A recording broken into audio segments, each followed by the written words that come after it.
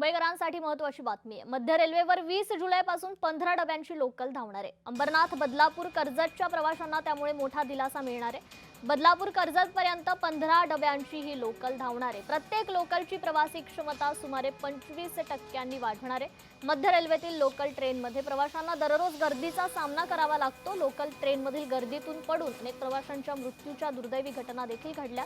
या वाढत्या गर्दीवर उपाय काढण्यासाठी अनेक रेल्वे प्रवासी संघटना मागण्या करत होत्या। त्या मागणी आता पूर्ण करण्यात आलेली आहे।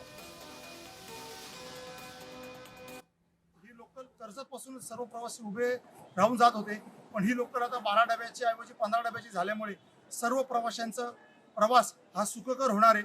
त्यामुळे तसेच ही लोकल शक्यता माझ्या माहितीप्रमाणे 1 नंबर, 2 नंबर किंवा 3 नंबर या ठिकाणी घेतली जाईल।